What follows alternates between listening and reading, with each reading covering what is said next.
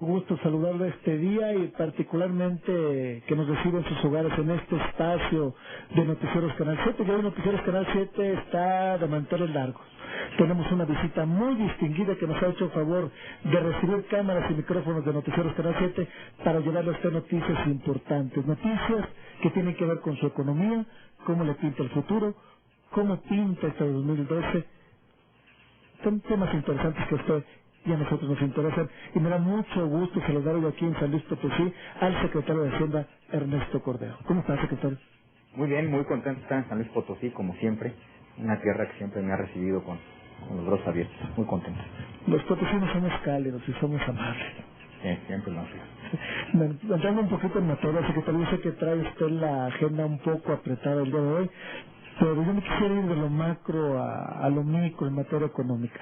Hoy en materia macroeconómica, ¿cómo pintan los indicadores de México? ¿Cómo está hoy México en el concierto internacional dentro de la economía global? ¿Cómo nos diría usted a los potosinos, a los mexicanos, cómo está hoy México? México tiene una posición muy sólida a nivel mundial.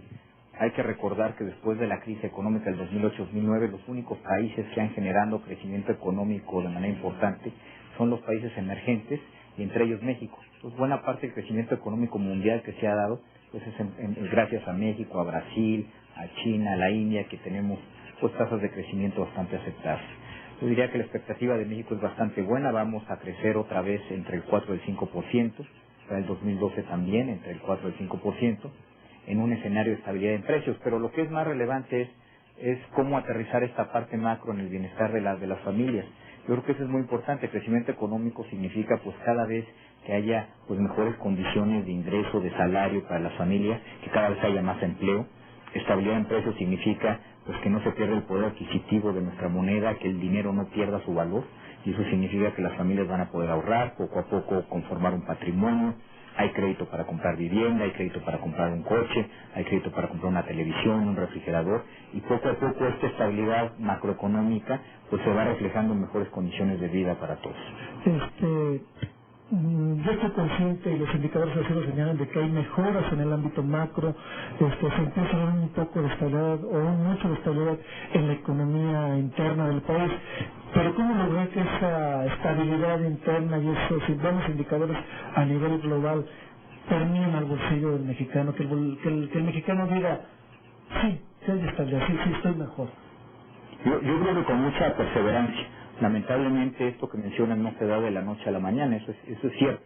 Hay muy buenos indicadores macro, pero falta que se empiecen a reflejar en los bolsillos de las familias en México. Y eso es con mucha perseverancia. Yo creo que hay buenos indicadores de que las cosas van mejorando. Por ejemplo, los indicadores de ventas en tiendas de autoservicio, tiendas departamentales. Cada vez hay más gente con un poco más de dinero que está comprando pues muchas cosas en las tiendas, en los centros comerciales. Es una buena señal.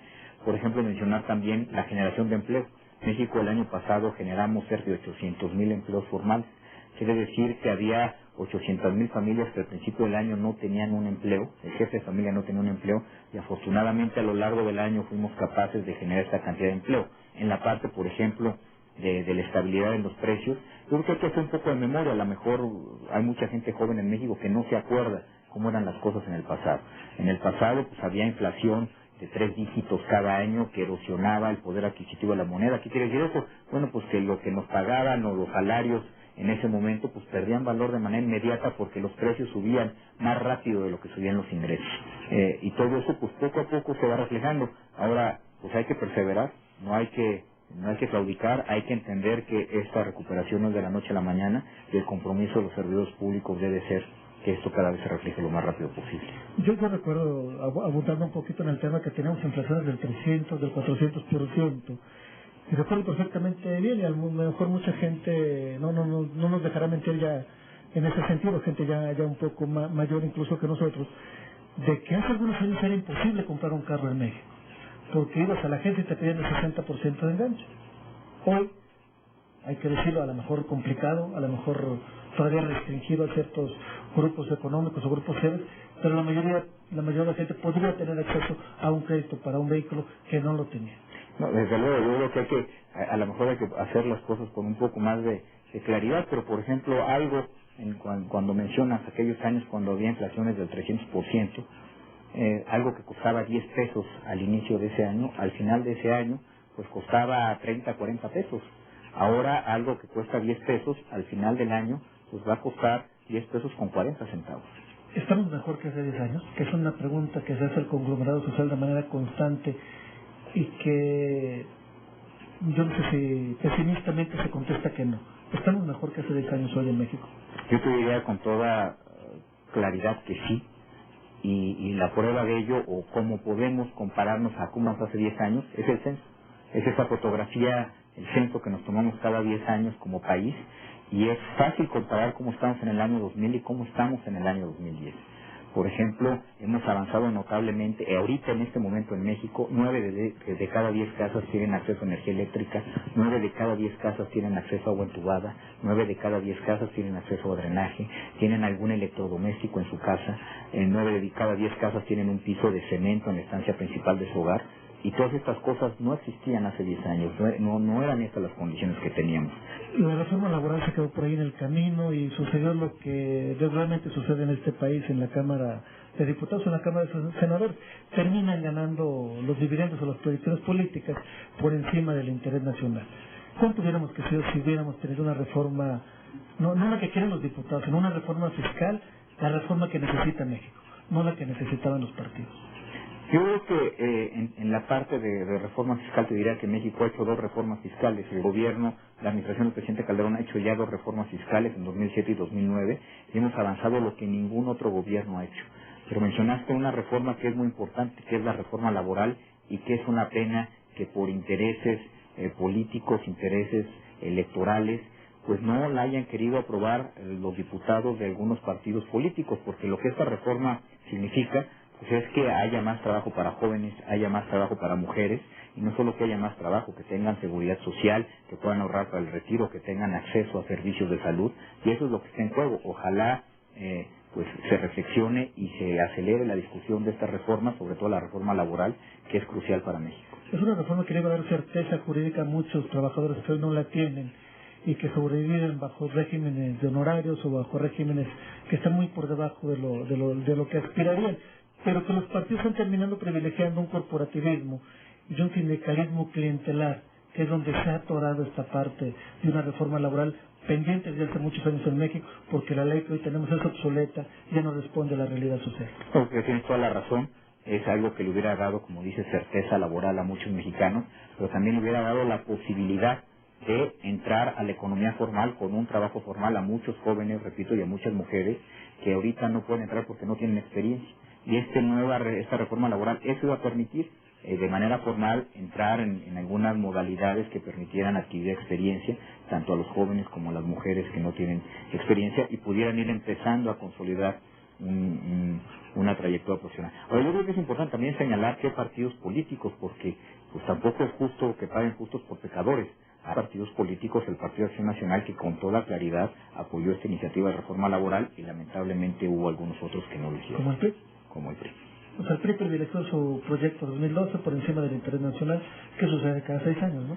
Pues las motivaciones, con precisión, pues nada más las sospechamos y las intuimos, pero la realidad es que bueno, pues no se decidieron a apoyar este proyecto. Okay. Ya que nos metimos en ese terreno, secretario, ¿cómo te ha ido con los gobernadores? Aquí el gobernador del estado, el gobernador Fernando Toranzo, se ha quejado de retrasos en participaciones y muy sutilmente ha dejado caer que pudiera haber un matiz partidista en ese retraso de participaciones. Sí, yo creo que nosotros tenemos toda la tranquilidad.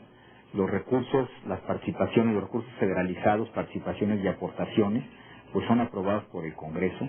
Al principio del año se establece un calendario donde se dice con toda claridad cuándo se van a distribuir esos recursos a los 32 estados del país, y se aplican el mismo día, en el mismo momento, en el mismo instante a los 32 estados, porque todo es a través de un sistema donde pues se aprieta una tecla de una computadora y se dispersan los recursos a los 32 estados, y se ha cumplido de acuerdo al calendario que se hizo público en la red oficial de la Federación al principio. Entonces, nosotros estamos muy tranquilos en eso, de que no ha habido ningún retraso, de que no hay ningún trato discriminatorio.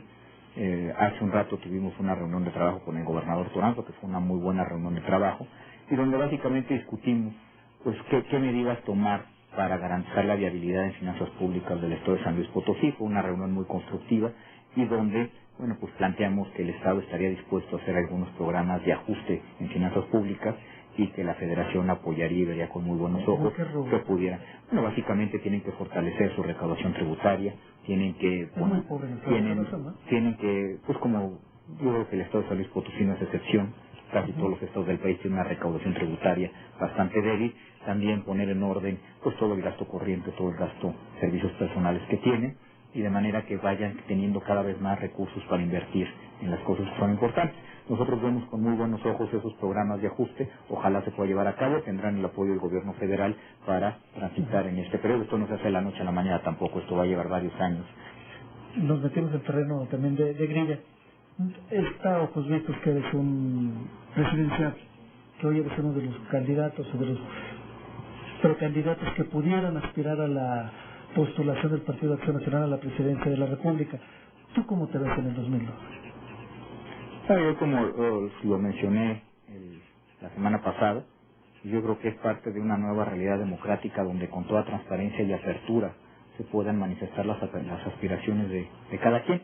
Y al igual que muchos de mis colegas, no solo de mi partido, sino de otros partidos políticos, gobernadores, algunos secretarios de Estado, legisladores, pues sí manifesté con toda transparencia que sí tengo aspiraciones para el año 2012, pero también manifesté que pues habrá que respetar los tiempos, que tengo en este momento la altísima responsabilidad de ser secretario de Estado, y eso es a lo que me estoy dedicando pues las 24 horas al día, como lo he hecho desde que empezó esta administración. Ya llegarán los tiempos y ya habrá tiempo para reflexionar. Fuiste el único orador en Querétaro, hubo una gran cargada del Partido de Acción Nacional en cuanto se empezó a vislumbrar que eras un presidencial y que manifestaste ese interés. ¿Te sientes el candidato del presidente o te sientes el candidato del PAN? Yo me siento como pues, un mexicano que tiene aspiraciones, que existe posibilidad de construir un proyecto hacia el 2012, pero de nuevo habrá que esperar los tiempos. Yo creo que el Partido de Acción Nacional es un partido pues, con una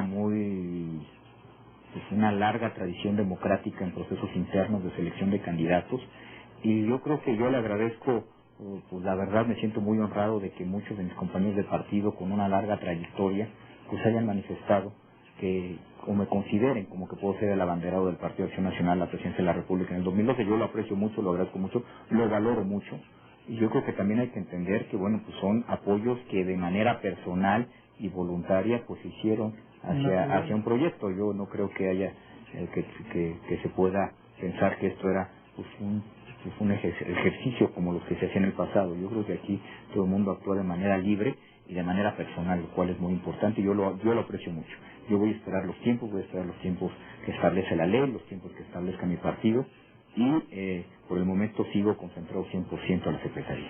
Secretario, muchísimas gracias por este espacio. Realmente deseo que tu estancia en San Luis Potosí sea agradable, y por aquí te esperamos. Yo espero que sea muy pronto e incluso como candidato. Yo muy contento de estar en San Luis Potosí, siempre he sido muy bien recibido, como secretario de Desarrollo Social vine varias veces y siempre me han tratado muy bien y muy contento de estar aquí. Muchísimas gracias. A usted muchísimas gracias por acompañarnos en este espacio de Noticieros Canal